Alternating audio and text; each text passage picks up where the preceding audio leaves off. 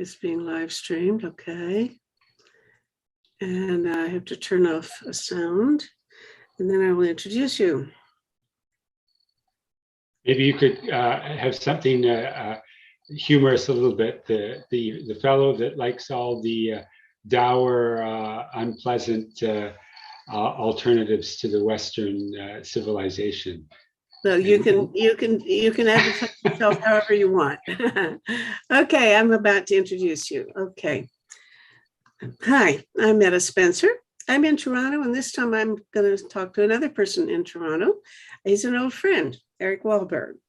I haven't seen much of Eric over the last years, but I've known him a long time. I think we met back in the early 80s during the Cold War and during the disarmament movement of those days. And we were both very active, not necessarily on the same team in some ways.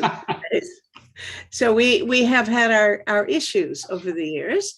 And I don't think that is going to come up too much now because we moved into what he calls a postmodern age. And something about, we're talking about some imperialism of today, which sounds like exactly the way he would think. Yeah, imperial. He was an anti-imperialist even in the old days. Okay, good morning, Eric. How are you? Fine, thank you, Metta.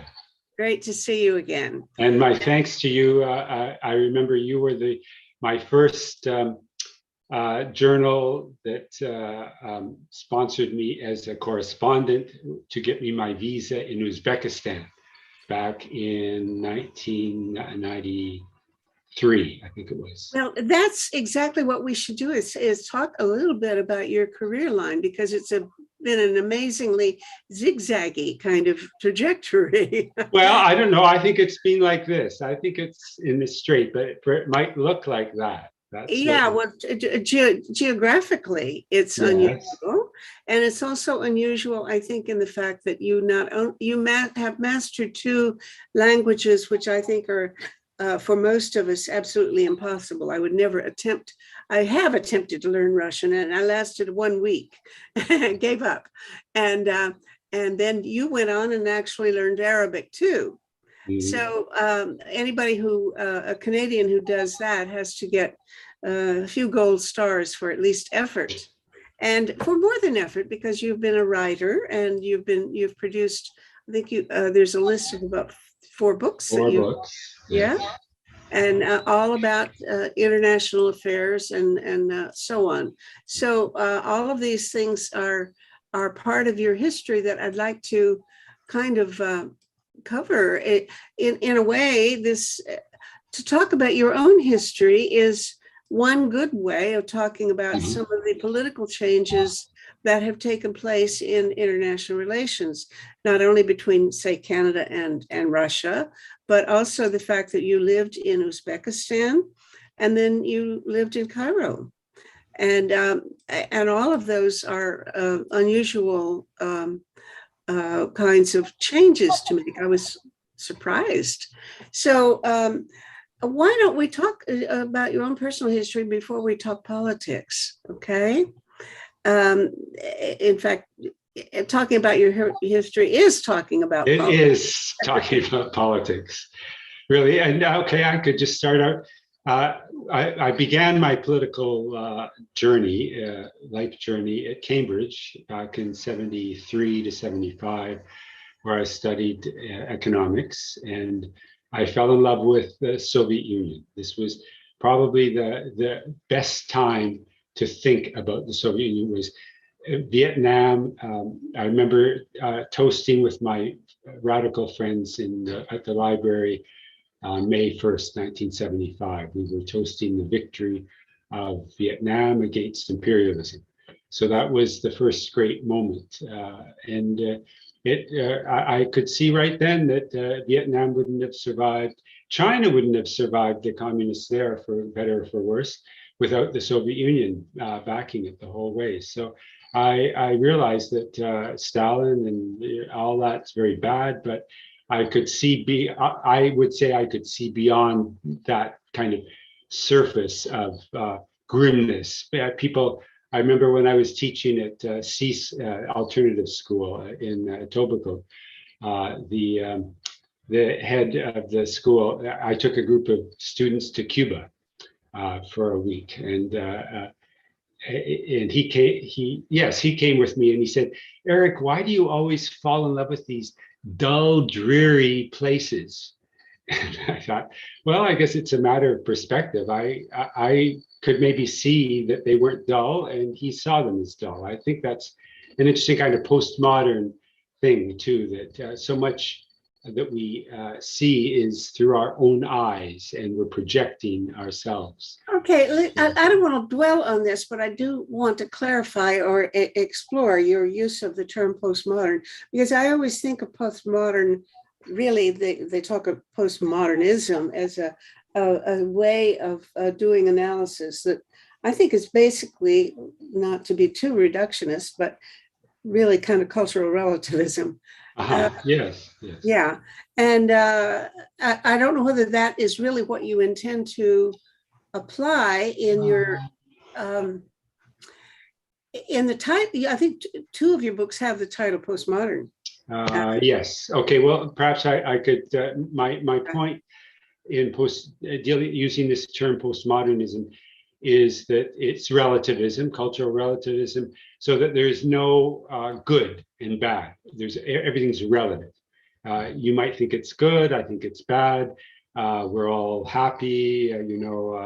There's no idea of something's better. And I think that socialism is better than capitalism. I think that we need a moral basis in our society. Not all moral views are equally valid. So I'm more of a modernist, you could say, which is actually, you could say, a little bit reactionary, because I stand by fundamental truths. I believe some things are good and bad, and I think you should fight for what's good. I think. Well, I do too, but we fight for opposite things. Well, I don't think we fight for opposite things always. I mean, we are both. I'm playing with the idea, but also you've just, what I think you've done is just negated the title of your book, because what I was reading is that the title of your book two of them seem to proclaim an orientation that's culturally relativistic. Really? Well, when you talk about postmodern and and imperialism, you gave me the idea you were espousing postmodernism, and I thought, well, I'm not. I'm critiquing it. Postmodern imperialism being imperialism in the old sense, British imperialism. You take your guns and you go and mow down anyone in your way, and you say, "I am good. I am better than you." That's modernism. Postmodern imperialism says, "Oh, you've got nice little customs, and that's fine, and just let us come in and trade, and we'll be nice with you, and we'll show you our good, and you can decide if you like it or not." It's this kind. That's the cultural relativism that looks like it's not imperialism. The U.S. Famously, Bush famously said, "Some people are calling us imperialists. We're not imperialists at all." This is Bush after invading Iraq. He says, "We're not imperialists." I mean, but he can say that because he's thinking in the terms that, okay, Britain was imperialist because it had a lot of guns.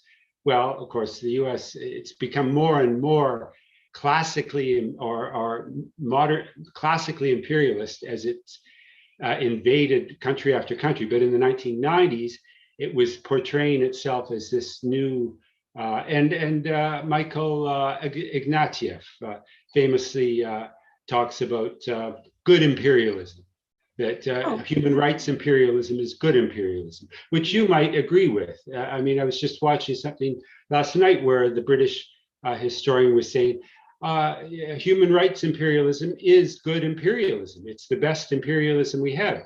And I thought when he said this, I said, maybe we don't need any imperialism at all. Maybe the best imperialism is still worse than a non-imperialist world order. So okay, I don't know where I would. I don't know where I'd stand on that, except to say that the notion of imperialism implies the existence of an empire to be expansionist, That's true. and it's certainly I'm not in favor of any empires, but a lot of difference that makes, whether I like it or not. Yes, that's. In fact, I was just writing today with a delightful friend that I worked with in Cairo. Mel Frickberg. She is a Swedish, like me, background, but Australian, and so I was writing her, and I just mentioned about Taliban. I said, I know what you're going to say about Taliban and women and that, but can you at least acknowledge that it was a victory against American imperialism? It wasn't the end of American imperialism, but it was a victory. And she wrote back, and I've had other women, and perhaps you're going to be the same position, say, no, it was bad. The US, they should have kept their government the way it was, even though it was US backed. It was good for women, and Taliban are bad for women. So the Taliban are bad. And I thought, oh yeah, you can't pick your revolutions. Sorry, Mel. And maybe I'd have to say sorry to you and sorry to I've talked to other lefties here in Toronto, and they're appalled that I could see this as a victory at all. Whereas they say, no, it's worse. And I think, oh, we're never going to get anywhere if you can't face up. Like you're saying, we have to accept reality. We can't just whine about things. We have to deal with the reality that we have. So that's, and I would defend myself all through my life. Defending the Soviet Union, I was defending the main force for peace in the world, right from 1917, right through to the end. Now you would probably disagree with that, but that's the way I saw it. That it was against war, it was against armaments, it was dragged into the arms race. That's my kind of view.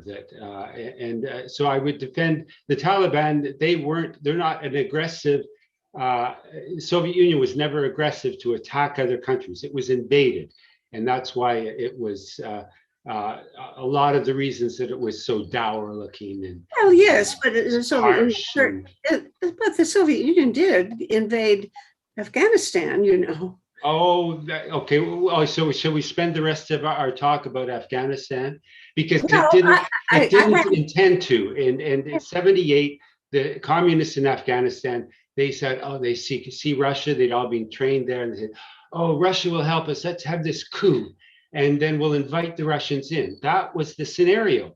And so once they had done that, what was Russia supposed to do? Is just say, no, we're not going to help you. You can just go to hell, and you can let US back to Taliban. It wasn't the Taliban, then it was the Mujahideen, which were worse than the Taliban.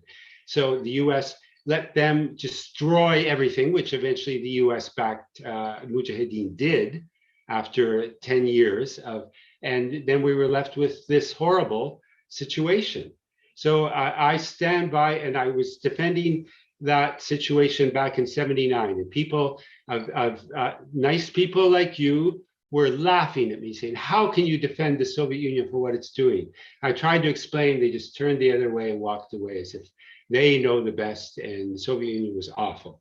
And I'm sorry, the Soviet Union was right to help them. And it was a tragedy that Bush in 88, when Najibullah was there and there was still something left of that secular women with no hijabs, education, the whole works, when that was still in place, Gorbachev pleaded with Bush. He said, look what I've given you. I've given you all this disarmament. I've let this is 88. So the Eastern Europe hadn't collapsed yet, but it was in the works. He said, look what I'm doing. I'm basically dismantling communism. Help us save the secular regime in Afghanistan. If you don't, it'll be hell. And what did Bush do? Just ignore them. Just walk the other way. You're bad, we're good. And look at what Bush ended up turning Afghanistan into. Horrible. It's a nightmare, and it's still a nightmare today, but we've got to deal with it. And that's why I would critically defend the Taliban. And I would say that people like us should be helping them. and not telling them what to do. We should be giving them food so their people don't starve to death. And we should pray that they'll be grateful and that they won't see us as the heathen and the horrible enemy, that they see us as friends. And I think already Russia and China are doing that. They've got their own agendas, I realize, but they're not dumping. We can't dump on the Taliban now. We've got to try and deal with them. Can you not? You can't agree with that? I mean, we've got no other choice. What are you going to do? In a way, you're right. But it's a question of what aspects of their policies you want to support.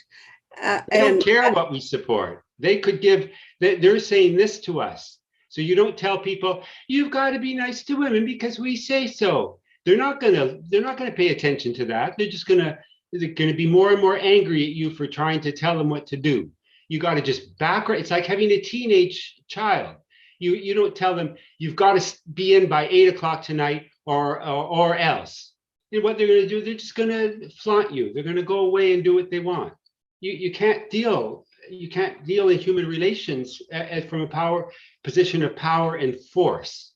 That's not going to get you anywhere with the Taliban. Well, certainly they tried power and force and certainly lost. You're right on that. So that was a lesson to be learned. But then the question is, if you really want to have any influence on, for example, the rights of girls. They know what you say. They've heard it a million times. You don't have to keep telling them what you want. They know it. So just back off and let them develop and see if they, all we can do is just help them so that they don't, these poor Afghan girls that we're so worried about, they're starving to death now. That's what the situation is. Whether or not they have nice education the way we like it without hijabs, that's got nothing to do with reality. What the reality is, they're starving, and we've got to help them from being starving to death. They've got no hospitals. They've got everything's been destroyed. We got to go in and help them, and that's all we can do. That would be, I would say, a good Christian, although I'm not really consider myself a Christian so much, but my upbringing would be to say that, just to give, to be good and to love and to hope that your enemy doesn't kill you. That's a kind of bottom line Christian morality, which I think has a lot to it. So I don't know. You got me. We get talking about Afghanistan, and I get very emotional because it's 40 years. I've been working on Afghanistan since it started in '78. I remember when the Hulk or whatever their Communist Party is called came to power, and I thought, oh, hey, this is good. This is a revolution. This is secularism for the Afghans. And then I just saw it go down and down and down. And now I see it a little bit going up, but it's not there, but it's better than it was a month ago, 2 months ago. But you would say it's worse than it was 2 months ago. I don't know. I don't know what I would say. No, actually, it was terrible 2 months ago, and it's terrible now. Yeah. And it's been in the pits for, I don't know, maybe for 40 years. Before 40 I was born, really. And I'm 90. So it's been, there have been problems. It was good in the 60s. But no, the question, I guess, is, I have the feeling we are reenacting a debate that we fought about the Soviet Union, because our conflict in those days was, I felt that my fundamental loyalty had to be with people who believed in democracy and human rights, and therefore I was very supportive to people who wanted real changes in the Soviet system. And I made friends with dissidents, and I did what I could to help them, which put me in very bad standing with people in the Canadian Peace Congress and that group, which I think you were part of. And in those days, we would fight about whether or not, for the sake of peace, we should support anything and everything that the Soviet government did without criticism, or whether or not, to be really having kind of integrity to our own values, we should support them, the Soviet policies, wherever we could find a common ground. but also be very frank about criticism where we didn't have common ground. And that was my position. But so I hear you saying pretty much the same thing, that we have to support the Taliban, where I'm saying we have to do what we can to support the human rights of people who may be vulnerable now. And of course, we want to support the Taliban insofar as we can find any common ground for mutual cooperation. But we can't do so at the expense of the people who are extremely vulnerable and are being really repressed by the regime. Okay, well, I agree with you there that we should have, in terms of the Canadian Peace Congress, I have my own issues there too. They don't see me as any because I don't just follow blindly whatever Soviet Union does, or I have my own opinions, but I don't, in terms of the Soviet Union, when it existed, I tried to, I always supported the good things that they advocated, but I kept quiet about. I didn't start saying, "Oh, I think Sinyavsky's good, and you should leave him out of jail, and you should be nice to this person, that person," because I knew that wouldn't have any effect. That would just turn them against me. So I just kept quiet. And it's the same about the Taliban. I support them wherever I like what they're doing, which is overthrowing U.S. government. Apparently, they want to put limits on wealth, that you shouldn't be able to come. Money isn't the controlling factor for them. They don't want to let people become wildly wealthy like you get in the West, and like happened under Ghani, where the money was just spirited away. They have a sense of what I would call socialism, but you could call it feudalism, or you could call it Islamic Sharia, if you want. I mean, you could call it whatever you like, but so I think that's good. The first time I ever heard people equating Islamic socialism, Sharia, with socialism and feudalism, and they're all the same. Okay, well, you should read a little bit of my writings then, because that's what my first book was really about, was going from the communism, and then it collapses, and the only force against imperialism now is Islam. The only really strong force in the world today is Islam.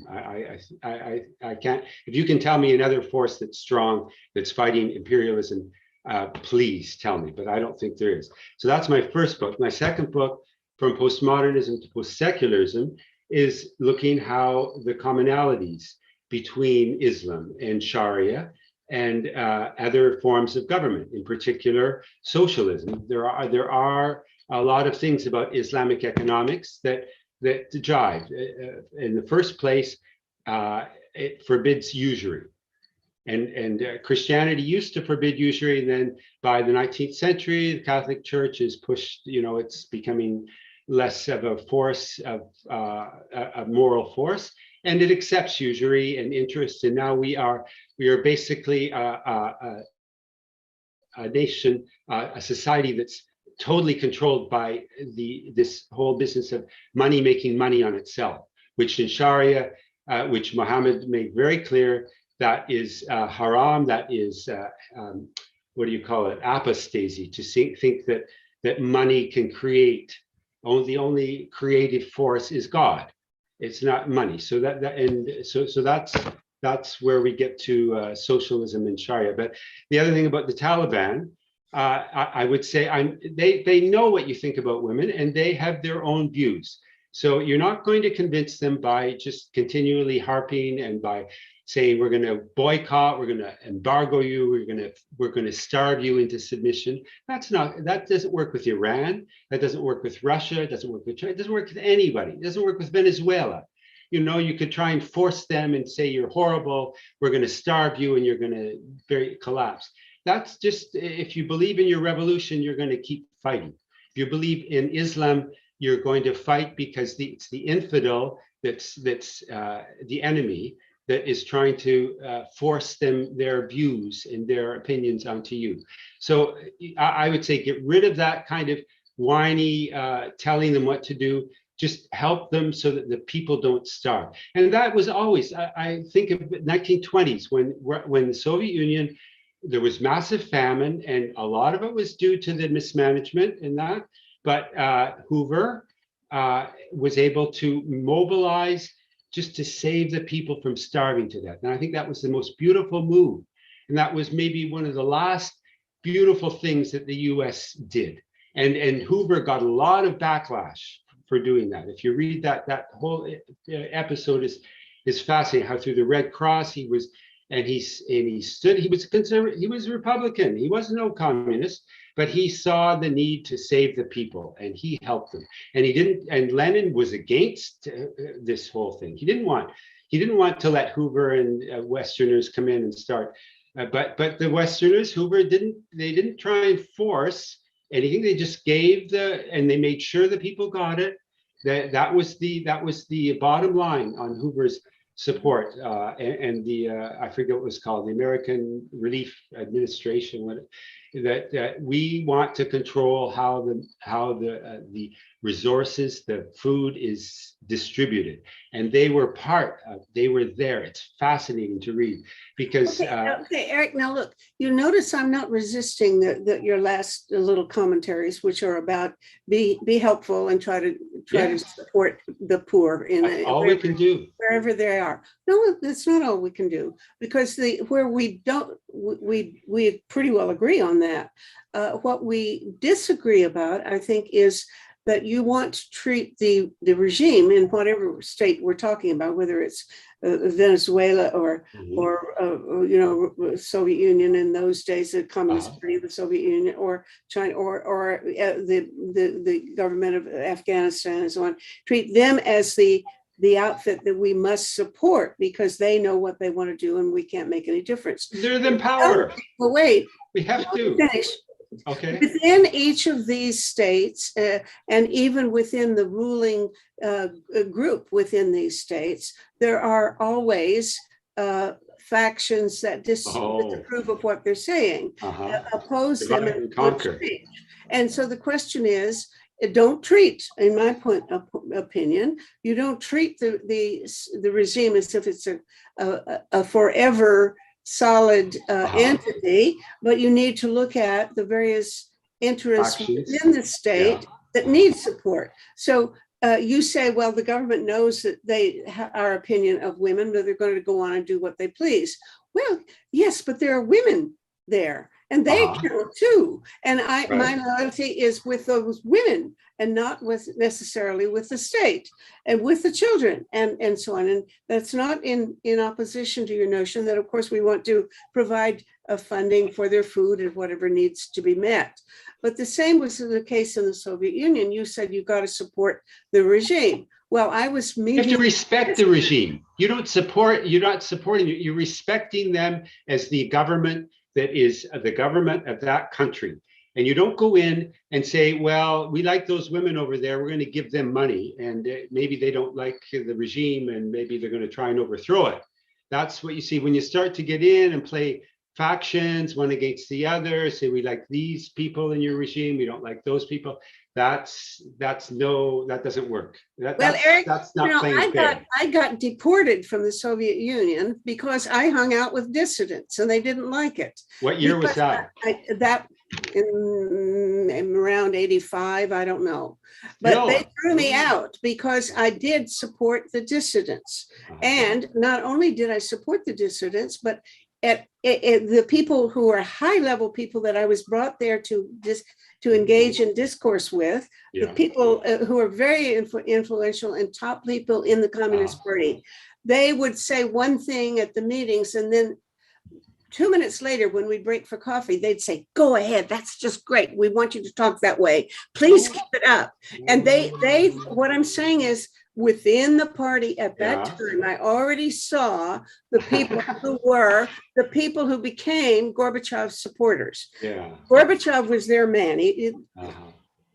At that point, I don't think they had identified him as their man, but he became the leader of this faction, which in fact was there already. And therefore, if I just supported their official position at the table, I would be doing what you want me to do, but that's not what I did. I was polite to them, and I was not rude to them, but I also pointed out that there were other things that they would help a lot if they would pay attention to, Well, such as human rights. And they wanted me to say that. okay, and when I would come back, I would come to Toronto, and the Canadian Peace Congress people would jump all over me because they say you should have never criticized people. I got thrown out of the Toronto Volgograd initiative. I was actually elected because I was favoring things like signing the petition, which was being circulated in Nathan Phillips Square on behalf of Sakharov. And they said, you would never get anywhere doing that. Shame on you. They threw me out. Well, what was it that got you thrown out of the Soviet Union? Can you tell me the exact? Exactly. I took along some copies of the Canadian magazine that I was at that time involved with, the Peace Calendar. It didn't exist as a magazine yet. It was like a newspaper. Yeah. And there had been some dissidents who had left the Soviet Union and had visited Toronto, 3 or 4 of them, and had given speeches. And so there had been a big meeting in Toronto, and we had on the front page of this Peace Calendar, I had printed pictures of these people and an analysis of the speeches that they had given. And at the lunchtime, in the meeting that I was invited to, and my way was paid by the Soviet Union, the Soviet Peace Committee, I handed out 20 or 30 copies of the Peace Calendar to people at lunch. So I was immediately summoned by the KGB to a special room and interrogated for 2 or 3 hours. And then I was told basically to get out. Okay, do you think that your action actually helped anybody or promoted peace in any real way? Do you think that that specific action? Now, I mean, yes, I will tell you why. There was a woman named Olga Medvedkova who was pregnant, and she was she was put on trial, charged with assaulting a police officer. This woman weighed 90 pounds, but she was pregnant at the time, and would not have assaulted anybody under any circumstances. But she was on trial, and I was in touch with Pierre Trudeau and his office, a guy named David Crenna, who was his assistant, and I was invited to lunch at the place I've forgotten on Sussex Drive, wherever Trudeau lived, and with a bunch of other peaceniks. And I talked a little bit about Olga and her plight, and they sent people to her trial, and she got off. The first time that anybody had ever been expelled. They didn't keep her, they didn't charge her anymore. They let her off for the first time in just any time that a dissident had not been. She was going to be sent to a gulag. So she and her husband and children and her parents were expelled, and they live in Ohio now. She's a very dear friend, and she would say that I had helped save her life. Now, you can ask her, yes, I did do something of some value, and it was worthwhile. Okay, and I am now clearly in touch with people who were at that point very close to Gorbachev, people who were his very most intimate assistants and aides, and remain so even to this day. And they would say that I'm a dear friend. So yes, I had some influence, and not because the course of history, but I would defend the position that I took, which was, I think, one with integrity, where you stand up for the people you think are right, no matter what government they are living under. Well, okay, I suppose if I had been in that situation, I wouldn't have distributed that publicly at a meeting. I would have talked to people, just as you said, be outside the meeting, where you could talk about things freely as on a one-on-one basis, rather than, I would say that officially I wouldn't do things because I was invited there at the behest of the Soviet, whatever, Peace Committee. So that's different. But I'm surprised that if it's 85, that already things were really loosening up. I can't imagine that she would have spent very long I don't know what this was 85, so this is Oh, yeah, look, I'm sorry, my memory for numbers and dates is always well, if it's unreliable. Gorbachev, it can't be any. It's 86, I would think. He just came Yeah, to okay, power in all right. 85, Um, and he was already. it probably was later than 85. Yeah, I think 86. So Uh, already, I'm surprised that you would have been kicked out, but I can see that, there were factions there. And in a way, you were playing one faction against another because she ended up getting off. So that's interesting. You got involved in what was going on, which was a real kind of power struggle. So that I don't want to listen. I made it sound like I'm a great hero. It didn't have I didn't have that much influence. yeah. Actually, the people who had the more influence, I believe, were the Brits, because several governments sent observers to her trial, and actually were so the Canadian government was active, but Yeah. the main one, nor do I claim that I So see, Spencer did it. But I did organize a big demonstration on Queen's Park, in the front of Queen's Park, and had a or lot Medvedkova. for her. I was on the press every day of the week. Good for you. Wow. Promoting her cause and saying that we have to defend people like that. Yeah. Well, I think that the fact that states, see, this is where we get into diplomacy and the role of people to people versus state. And as you said, it was the British state and the Canadian and I was French or whatever that came to her trial and pressed. And so they, from an official position, were coming in and putting pressure on the state. So they were respecting the Soviet state, but they were acting in their official capacity to protest. So, and that worked, and she got off. So I think it's the same with the Taliban. We can't go in and behind their back, or we can't go to a meeting that they invite us to and start distributing our own propaganda. What we have to do is, as the Canadian state has to recognize, this is what important, we should be lobbying now for the Canadian government to recognize the Taliban as the official government as soon as possible, so that they can come in and as a state to state start to influence them. And that we as NGOs, as people can, all we can do is just try and help the people to survive. I'll stand by that. We shouldn't go in and tell them what to do. The state can provide some kind of a pressure, and if they want, they can embargo. And well, I'm sure right now all their funds are seized by the U.S., so they're completely helpless. And do you think that they're going to stop? No, they're not going to let the U.S. tell them. They just won 20 years of struggle against the U.S. I think they're going to come with their tail between their legs and start to plead and say, oh, we'll do this if you do that. No, that's not the way things are going to improve. I want to see things improve. And I just don't see little... What makes you think that anything that you can do one way or another is going to influence them in how they treat people who disagree with them? They don't allow people to even play music. Now, if you oppose music, and I'm not a musician, but yes. I'm all in favor of people. I think you're exaggerating. Whereas yes, I've heard this. I've heard that in the old days they banned music, and that was horrible. And now they came in and they heard music on the street and they ripped the cassette out and threw it away. But that's again public versus private.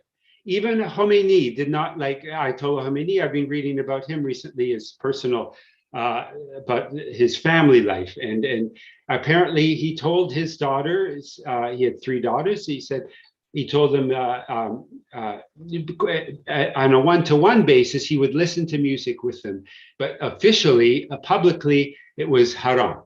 Because, and there's a whole theology behind that. I don't want to get into that, about the effect of music, how it can be sensual and all that. That's what in the back of the Taliban's mind. But so I'm sure that if it's private, you can have music, but you just don't start to have that. I'm trying to think like them, because I want to understand how they think so that we can deal with them. And that's the only way we can do it. That's the good thing about postmodernism, is that you want to get in to the way other people think, that it's important. You don't just Like the modernists, you don't say, I'm going to invade and destroy unless you do. You don't do that. What you have to do is have to understand your supposed enemy and try and work with him and try and Tell me see a if you case can. where that has worked. I mean, by going along with the powers that be and not challenging them, how do you think you're going to make any impact? If you, and I assume that you simply don't care about the victimization or the people that they're oppressing. If So you're just allowing them to continue doing it and you don't speak up, I don't have any use for the morality of that. I'm No, sorry. I don't. I care very much that they don't starve to death. That's number one. I have priorities. This is my modernist thinking. There are things that are more important than others. Survival is important. Health is important. Jobs and then we get down to the nitty gritty of this, women's rights and men's rights. The first rights are a right to survive, and the right. And now what I hear you saying is we should provide all the food that we can and then step back and allow the people who are in power to do any damn thing they please without making any commentary about it. Because that's what you say. Governments. That's our only responsibility. I'm sorry, but we have to defend and stand up for what is we consider our own values. Well, okay, but I still think that's the role of the state. That's our state, presumably reflects our moral values. And well, it doesn't necessarily, I mean, we've talked about how our state is not doing the right thing. Right, There's certainly been the foreign policies and military and with respect to nuclear weapons, et cetera, all of that, they're absolutely the terrible. Wrong. We know that 80% of the Canadian population would like to have nuclear disarmament globally. And how many even times in any of the recent there was no discussion of that. All they talk about is healthcare and childcare and things like that. They don't talk even about the things that are, to my mind, really important. So how do I stand up for the things that I think are really important? Well, okay, we can support our state when they say the right things. They say the right things about women's rights. So we can support our state on women's rights and say, go and really you work to try and state to state policy. If you want recognition, Taliban, you've got to do this. And if you want our state to acknowledge you, you've got to do this. I mean, that's on a person to person level. I think we shouldn't be trying to do what a state should be doing. And you talk about whether or not I stand up against the state when it doesn't do what I want to do. I stand up all the time against our state. I mean, we have a right as citizens, we have a responsibility as citizens to stand up to our state to ensure citizens' rights. That's the old, we nation states. I'm still in a nation state mindset that we have a responsibility within our nation state to promote peace, to promote women's rights, to promote socialism. I mean, these are the things that we can do to promote and to be politically active. But I don't think we can be politically active to tell the Taliban what to do. I don't think we're in any position to do that. We can make friends with Taliban, with Afghans. If they come and study here, we can be friendly with them. We can, show them how we live. We can hope that they will absorb our beliefs and go back and promote our beliefs there. That's the only way we can't go there and start telling them, I'm not going to teach until you let me teach women. And if I'm a man, I should be able to teach women too. We can't enforce our beliefs on them, but we can enforce our beliefs on our own state or within our own state. That's where we should be focusing our political activity, not over there. We've got all the work we could cut out for us here. You're right. It's horrible. Trudeau is a complete and utter total disaster. He says one thing and then this F-35s, whatever it is, he wants to do this and this and this. And he pretends he's an environmentalist, and yet he goes ahead with pipelines. And look at the NDP. It's letting out in BC. It's letting them cut down 1,000-year-old trees. It's outrageous. We've got to fight these things, and these were this is where we should expend our energies here. I do spend quite a bit of energy here, but I also feel that whatever the values that I try to uphold here, I ought to be consistent enough to try to uphold the people who are my friends and who share my values and who Yes, are being persecuted friends. in other places. I have to defend people who are vulnerable and whose rights are being abused wherever that happens, Okay, anywhere. and I would hope that the way you do this would help them, not make it worse. Because sometimes when we try to help other countries and like on abortion rights or something, we just increase the level of repression. And that's in the same with gay rights. You go into, you try and say, oh, you should let gays be free and that, and then you get a worse and worse crackdown. That's what's happened in Russia. It's gotten worse because of the Gay International that tries to promote a Western style way of promoting rights that is alien to another society. We've done more damage than help. And see the things we do. I don't want to see your efforts make things worse. I Well, really are you don't. saying that the people, the gays in Russia, and I don't, this is in an area that I know nothing about, but the rights of gays in Russia are being abused worse because Yes, the rest of the world has a exactly, movement in favor of gay rights. Is exactly. really. And trying to force Russia and trying to import gay demonstrations and parades, gay pride. That's not going to work. It's not going to work in Africa. It's not going to work in China. It's not. I go all down the places where it's just stupid to try and perform in a Western, a very Americanized political thinking. Well, That's then going to how make does things culture, you worse. tell me how cultural change does happen? Because It's very slow, and globally, cultures do change, they and do. in general, very Mhm. often they do change as a result of watching the behavior in other countries and emulating the trends that seem to take place in other countries. This occurs largely. It's always obviously Hollywood has had a big impact by Mhm. distributing films indicating American culture. That spread American culture. And we know that that's how cultural change occurs within any one society. For example, it was I don't know anything about these things, but I believe that there was a television show about a gay guy living sharing an apartment with a straight woman or something, and it was a life about In a very Russia.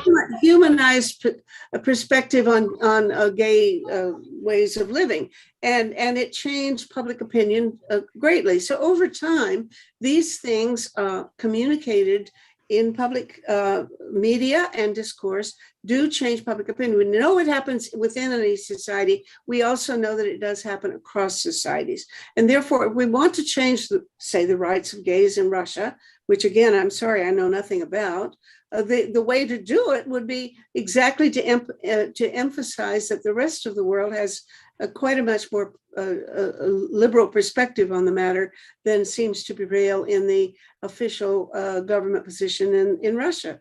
It's got to come from within. How did it start in the States?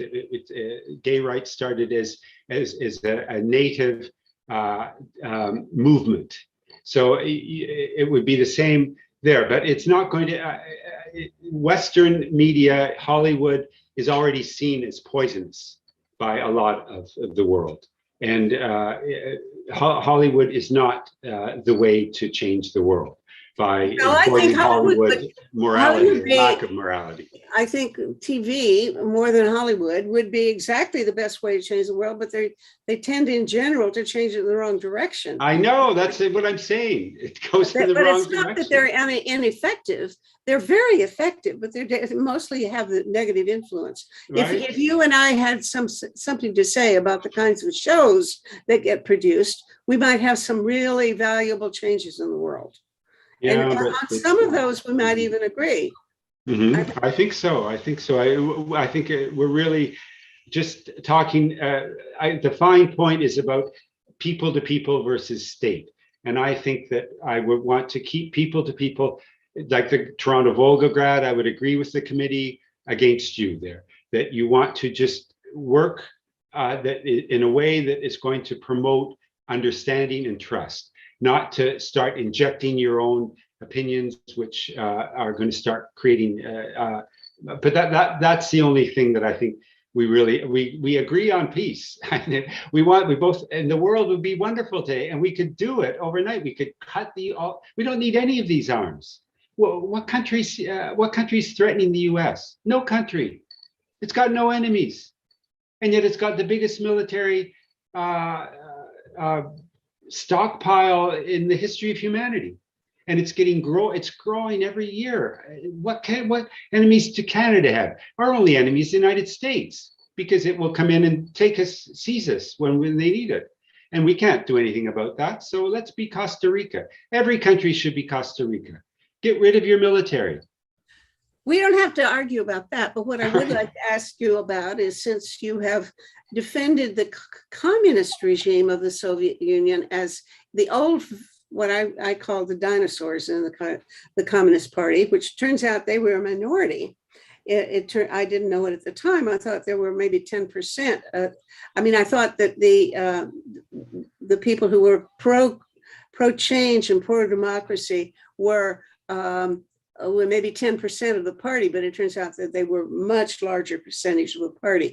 Almost everybody, I understand, was really in favor of the same. Not almost everybody.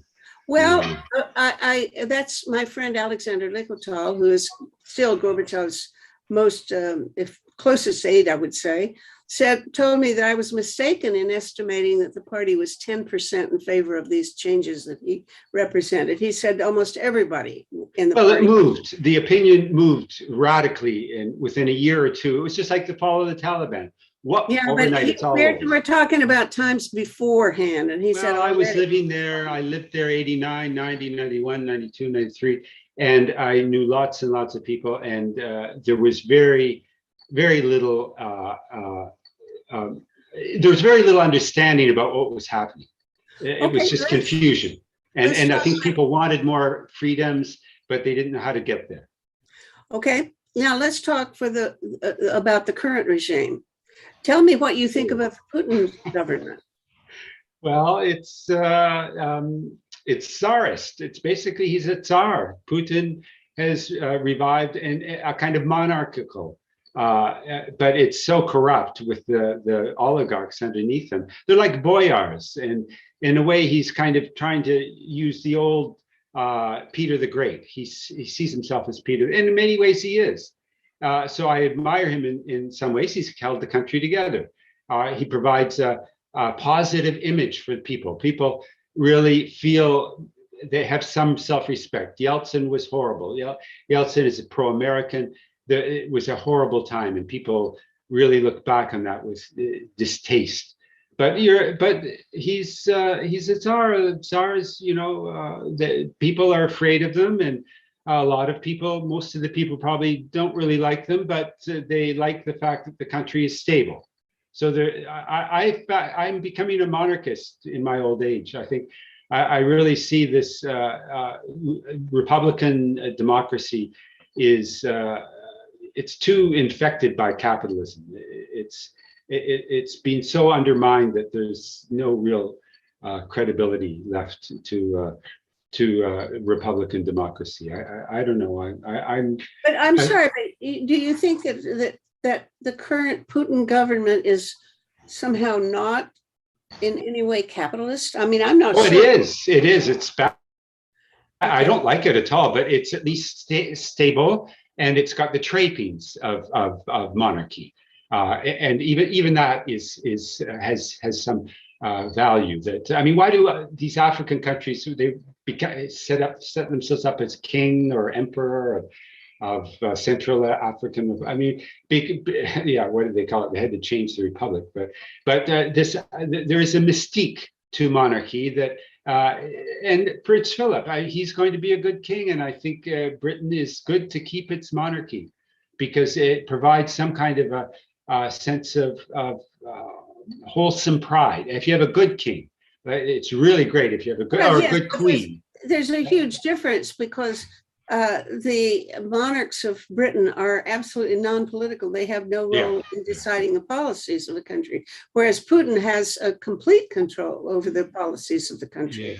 Yeah. So he's more the what do you call it? Well, it's an autocrat, I guess. It's not really or absolute monarchy. Yeah, I don't like it, and I don't know where it's going. I mean, I'm very worried that it's just like Stalin or any king that you have a lot of people around you. You make sure none of them are strong enough or intelligent enough to rival you. So that's a real problem. He's gotten that mentality that he's got to keep control and he's got to keep people in place. So I don't know what's going to happen. I am worried. How would you feel about Navalny? Oh no, he's got no credibility there either. I mean, people like the fact that he's standing up to Putin, and I do too. Putin needs some credible, but he's not a credible political alternative. No, I think the communists are the credible political alternative, and they who knows how much fiddling was done at the ballot box. I'm sure there was some, but the fact that they are the strong second force, and as things deteriorate, they will only grow, and the mystique of Soviet Union is really increasing. More and more people, and even young people. A lot of young people are really saying we want to go back to the Soviet Union. This is like 60-70%, and it's just growing. So I think that eventually I would be voting communist there. And I met a lovely couple when I was biking here the other day, and in the woods, and I heard the Russian accent. They're always out hiking. The Russians love to hike. So we had a lovely talk, and they immediately launched into, it was, Soviet Union was, we are so sad that it collapsed. It was they just went on and on. I had to finally leave because I'd spent the whole day, and it's hurts me because I feel the same as they do. And it was a great tragedy that collapsed, and how we're going to get back to it.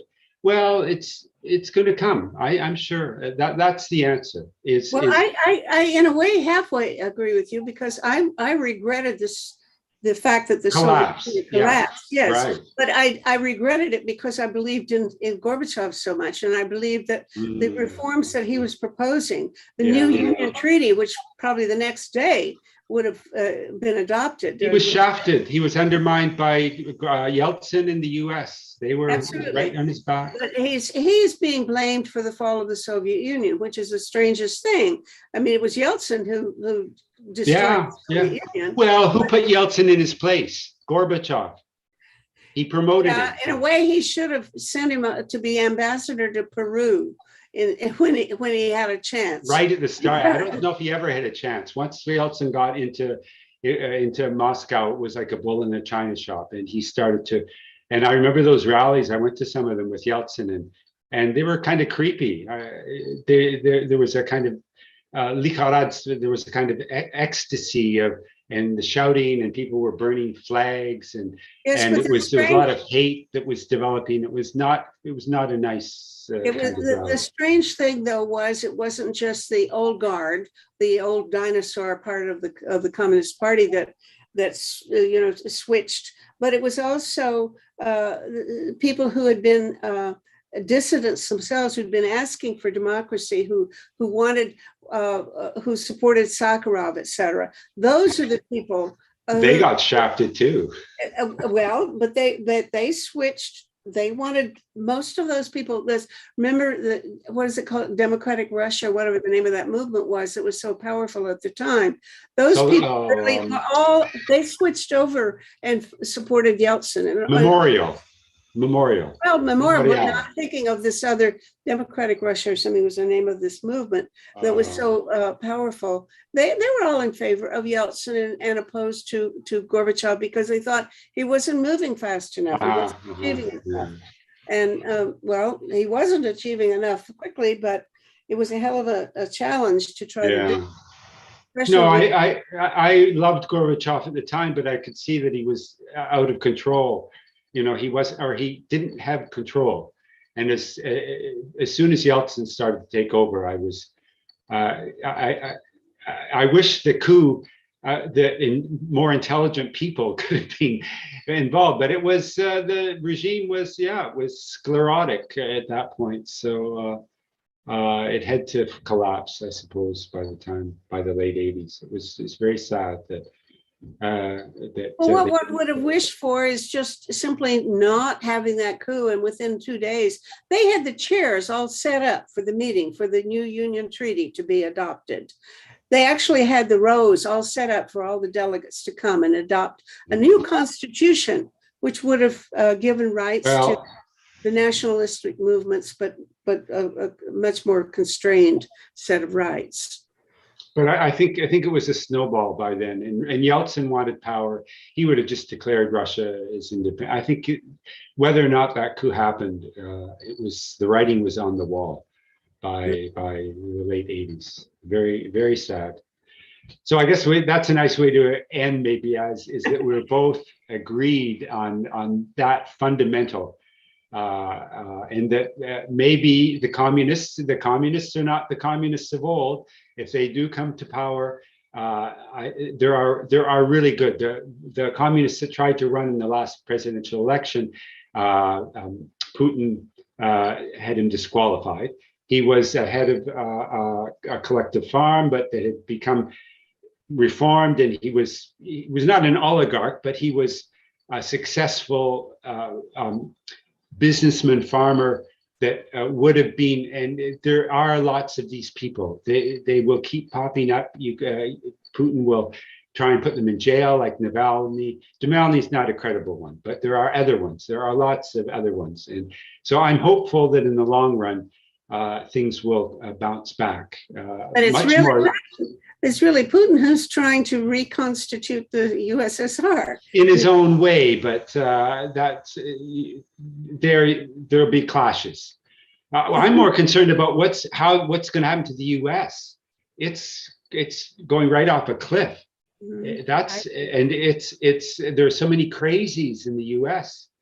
Like all the South that's where the world's problems. Well, it's not just the U.S. though. It's the U.S. is leading the pack of populist movements everywhere, right-wing populist movements. Yeah. I mean, I'm just tomorrow, maybe we'll have a conversation anyway, sometime soon, about what's going on in India, which is horrible. Well, we've used up our time, and I would say this has been stimulating, and it's fun, and it's hard. This is and you're not denouncing me, and thank you for being open-minded enough. You're wonderful, and that's why I've loved you ever since we met. That I felt that there was an openness. You're a good intellectual, a real intellectual, not a dogmatist of any kind. So keep up the good work. Thank you. And you're an inspiration. And we'll be more in touch in the future.